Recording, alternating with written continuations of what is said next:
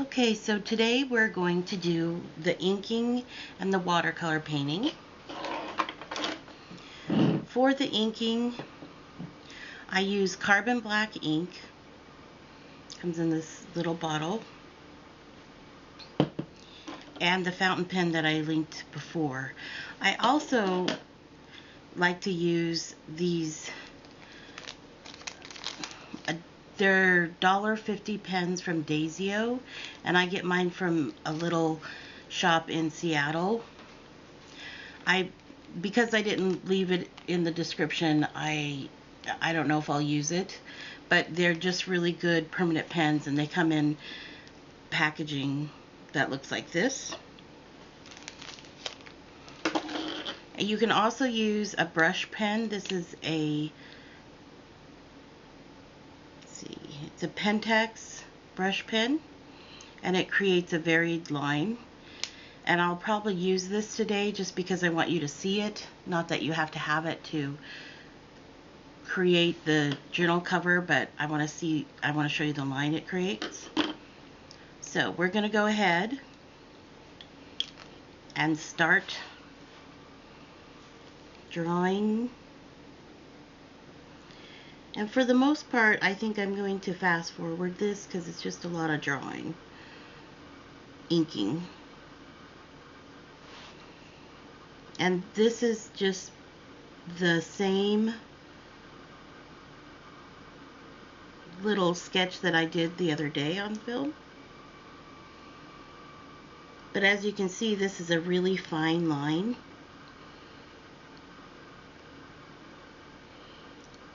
And that's wonderful, but I really like the thick lines that I can get with the brush pen.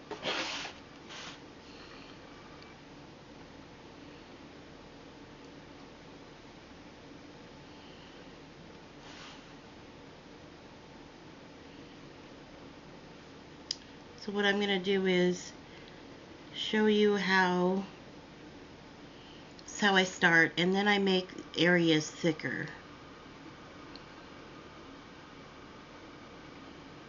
And usually that's when it's coming into the swirl, I'll make it thick. Then I'll go to thin again and make it thick around the little bulb of a tip here. And then I'll fill that in with the ink. You know, if you have this bottled ink, you could use a brush to fill that in, a regular paintbrush.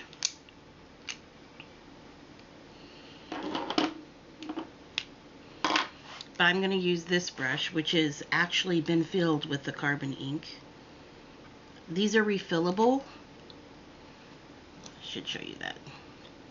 The brush pens have these refillable cartridges, and I just use like a syringe or a pipette to fill it with the carbon black ink.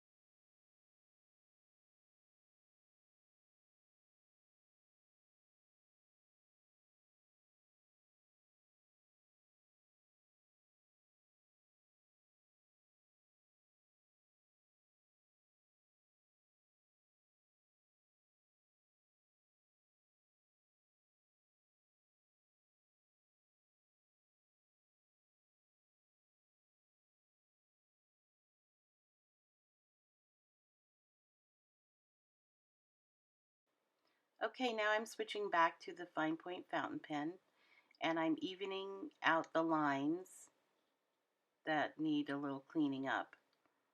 And I'll do that throughout this whole image until it looks kind of crisp to my eyes. And then I will start on the flowers.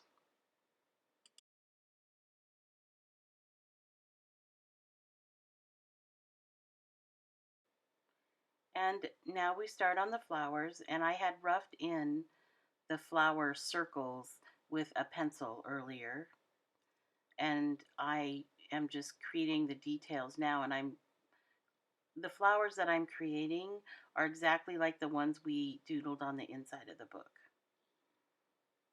I like to start from the center of the image. It just helps me kind of anchor the flowers in, or the design in, and then I work from there.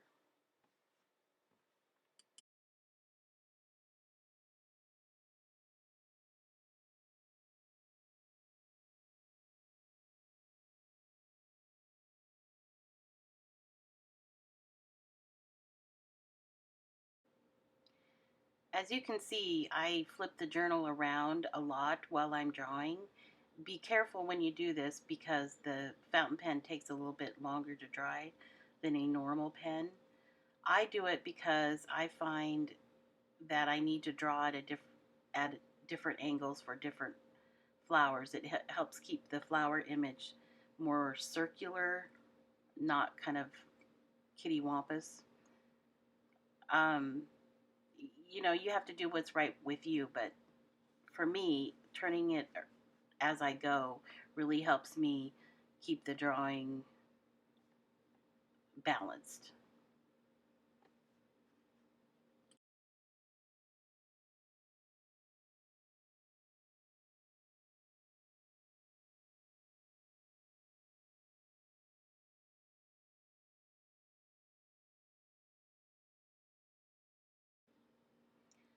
So I'm finishing up here with the leaves, and that's all I had sketched on that cover.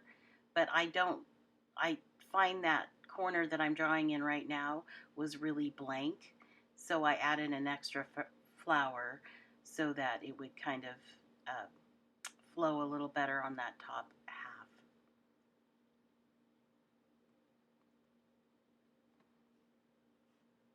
And here you have the finished inking of the journal.